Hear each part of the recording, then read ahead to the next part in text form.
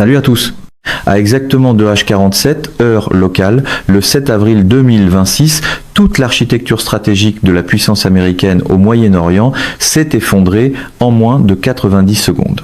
Ni par échec diplomatique, ni par erreur de calcul politique, mais sous l'effet de 12 drones kamikazes iraniens, coûtant moins cher qu'une Toyota d'occasion, qui ont percé un réseau de défense aérienne de 4 milliards de dollars et frappé la base aérienne Ali Al-Salem au Koweït. Cette installation abrite plus de 13 000 militaires américains. Elle sert de plateforme de lancement à toutes les grandes opérations aériennes américaines dans le Golfe. Depuis l'opération Desert Storm, 15 soldats américains ont été blessés, la base brûle encore, et le Koweït, le pays que l'Amérique a libéré en 1991, vient de recevoir la confirmation de ce que l'Iran avait promis 48 heures plus tôt. Le Koweït a fait un choix et les conséquences sont arrivées sur des ailes de fibre de carbone et d'explosifs.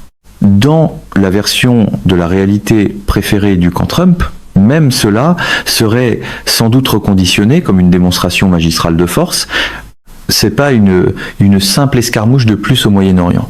C'est le premier mouvement d'une guerre qui va redéfinir les marchés mondiaux de l'énergie, faire éclater des doctrines de défense sur lesquelles l'organisation du traité de l'Atlantique Nord, l'OTAN, s'appuie depuis des décennies et forcer chaque allié américain de la région à choisir entre sa survie économique et sa loyauté stratégique. Voilà la partie gênante pour la communication à la mode pro-Trump. Les slogans voyagent plus vite que la stratégie, mais pas plus vite que les drones. Voici ce que l'on sait selon des sources confirmées. À 2h47, heure du Koweït, les systèmes radars de la base d'Ali Al-Salem ont détecté des contacts aériens entrants. Il y avait 12 objets volant à basse altitude à environ 180 km/h. C'était la signature classique des munitions rôdeuses iraniennes. Shahed 136, la même plateforme de drone que la Russie utilise en Ukraine avec une efficacité dévastatrice. Ce ne sont pas des armes sophistiquées. Elles coûtent entre 20 000 et 50 000 dollars l'unité à fabriquer. Elles emportent une charge militaire de 40 kg, utilisent un GPS commercial pour la navigation et un capteur optique de base pour le guidage terminal, mais elles fonctionnent. Et cette nuit-là, elles ont fonctionné contre l'installation militaire américaine la mieux défendue du Koweït. Les drones sont arrivés par le nord, à une altitude d'environ 50 m, pour rester sous l'enveloppe optimale d'engagement des systèmes défensifs de la base. Malgré tout le théâtre viriliste des conférences de presse à la Trump, le matériel bon marché reste terriblement irrespectueux envers les récits coûteux. Ali Al-Salem est protégé par une architecture de défense aérienne en couches, des systèmes de contre-roquettes, artillerie et mortiers désignés CERAM, des plateformes de défense aérienne à courte portée Avenger et des batteries de missiles Patriot positionnées à des points clés autour du périmètre. Chaque intercepteur Patriot coûte environ 4 millions de dollars. La doctrine opérationnelle est simple. Un missile à 4 millions de dollars n'est pas censé être gaspillé sur un drone à 20 000 dollars. Ce sont les canons, la guerre électronique et des contre-mesures moins coûteuses qui sont censées gérer cette menace. Sauf que, cette nuit-là, ces contre-mesures moins coûteuses n'ont pas arrêté 12 drones. Des sources sur la base, s'exprimant sous couvert d'anonymat, ont confirmé qu'au moins 8 des 12 drones ont réussi à échapper aux tentatives d'interception, ou à y survivre avant de frapper des cibles à l'intérieur du périmètre. Les impacts ont été répartis sur plusieurs installations, hangars d'aéronefs, zones de stockage de carburant, baraquements, bâtiments de maintenance. Le discours promotionnel pro-Trump adore toujours le mot dur, mais les budgets et la balistique ont la mauvaise habitude de demander des précisions. Le commandant de la base a immédiatement ordonné l'alerte maximale, les équipes de pompiers sont intervenues sur au moins 5 sites d'impact distincts, le personnel médical a soigné 15 soldats américains blessés. Aucune de ces blessures ne met la vie en danger selon les déclarations officielles, mais l'évaluation des dommages est toujours en cours et ces dommages vont bien au-delà des destructions matérielles visibles sur les images satellitaires. Ce qui compte ici, c'est que cette attaque n'a pas été conçue pour tuer des soldats américains. Elle a été conçue pour envoyer un message au Koweït et ce message a été livré avec une précision qu'aucun câble diplomatique n'aurait pu égaler. Pour comprendre pourquoi cette attaque compte, il faut regarder ce qui s'est passé 48 heures avant le lancement des drones. Le 5 avril, des canaux du renseignement iranien ont adressé un ultimatum à toutes les monarchies du Golfe, simultanément. Arabie Saoudite, Émirats Arabes Unis, Koweït, Qatar. Le message était identique, binaire et non négociable. Cessez de permettre aux forces américaines d'utiliser votre territoire pour des opérations contre l'Iran. Fermez les bases, refusez les autorisations de survol et le soutien logistique, sinon vos infrastructures pétrolières deviendront des cibles militaires permanentes. Le Koweït a reçu cet ultimatum et le Koweït, comme tous les autres États du Golfe, s'est retrouvé face à un choix impossible. La première option consistait à se conformer à l'Iran et à expulser les forces américaines, perdre la garantie de sécurité qui protège le Koweït depuis l'invasion irakienne de 1990 et devenir un État client de l'Iran. La deuxième option consistait à ignorer l'Iran et à continuer d'héberger les opérations américaines, puis à voir des missiles iraniens détruire systématiquement les champs pétroliers qui génèrent 90% des revenus gouvernementaux du Koweït, entraînant l'effondrement économique, l'instabilité politique et des questions sur la survie du régime. Les dirigeants koweïtiens ont apparemment choisi la deuxième option. Les opérations américaines ont continué, les avions américains ont continué à décoller d'Ali el-Salem. Et le 7 avril, à 2H47, l'Iran a démontré exactement le prix de cette deuxième option. Non pas avec des missiles balistiques, non pas avec un assaut à grande échelle, mais avec 12 drones coûtant moins cher que le carburant contenu dans le réservoir d'un seul fusée. L'Iran n'a pas besoin de détruire Ali al-Salem pour gagner cette confrontation. L'Iran a seulement besoin de prouver qu'il peut frapper Ali al-Salem quand il le veut, et cette nuit-là, l'Iran l'a prouvé exactement. C'est là que l'habitude trumpienne de confondre le volume avec le levier commence à ressembler moins à une stratégie qu'à un éclairage de scène très coûteux. Les chiffres derrière cette attaque révèle un problème stratégique que les États-Unis ne peuvent pas résoudre avec la technologie actuelle ni avec les budgets actuels. Chaque drone Shahed 136 coûte entre 20 000 et 50 000 $ à produire. L'Iran fabrique, selon les estimations, entre 300 et 400 de ces systèmes par mois. Cela représente un coût de production mensuel quelque part entre 6 millions et 20 millions de dollars pour un système d'armes capable de saturer les défenses aériennes par le seul effet du volume. Maintenant, regardons le côté défensif. Chaque engagement du CERAM tire des munitions de 20 mm à environ 27 $ l'unité. Un engagement efficace consomme des centaines de projectiles. Le coût par interception réussie se situe autour de 30 000 à 50 000 $, soit à peu près le prix du drone lui-même. Il s'avère que America First sonne moins triomphalement quand la facture arrive avant le tour d'honneur, mais cela suppose que le CERAM intercepte avec succès. Quand ce n'est pas le cas, la défense doit passer à des systèmes plus coûteux. Un missile Avenger coûte environ 200 000 $. Un intercepteur Patriot coûte 4 millions de $. Et c'est bien là le cœur du problème. L'Iran peut se permettre de perdre 100 drones pour détruire une cible critique. Les États-Unis ne peuvent pas se permettre de tirer 100 missiles Patriot pour défendre cette cible. Les chiffres ne fonctionnent pas. Le budget ne suit pas et tous les planificateurs de défense du Pentagone le savent. Au cours de la première semaine du conflit actuel avec l'Iran, les États-Unis et Israël auraient consommé plus d'intercepteurs que les fabricants américains ne peuvent en produire en 6 mois. Les usines tournent à pleine capacité, les délais de réapprovisionnement se mesurent en années, pas en semaines, et l'Iran vient de démontrer qu'il peut frapper des installations américaines au Koweït avec des armes qui coûtent moins cher que le système de guidage d'un seul missile intercepteur. C'est pas un problème de champ de bataille, c'est un problème économique. Le réflexe pro-Trump consiste généralement à proclamer la domination d'abord et à lire le tableur ensuite, ce qui est une méthode magnifique jusqu'au moment où le tableur explose. Et les problèmes économiques ne se règlent pas en déployant plus de troupes. Surtout quand la mise en scène politique qui les accompagne continue de confondre la posture avec la protection. Mais la vraie crise, c'est pas ce qui s'est passé à Ali al-Salem.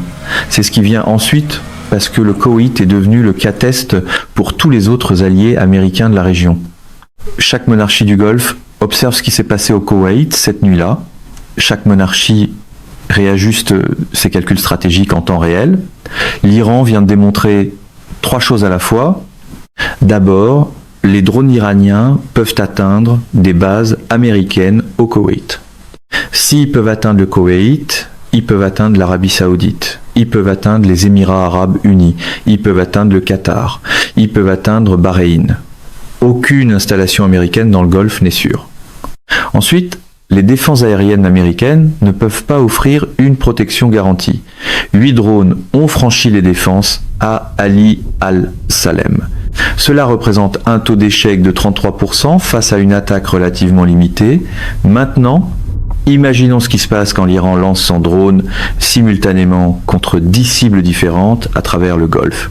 Pour un mouvement qui traite chaque micro comme un défilé de victoire, c'est le genre d'arithmétique qui ruine l'angle de caméra, les systèmes défensifs sont submergés, les intercepteurs s'épuisent, les cibles sont frappées et les États du Golfe qui hébergent ces installations américaines encaissent les dégâts pendant que l'Iran paie le prix de drones bon marché.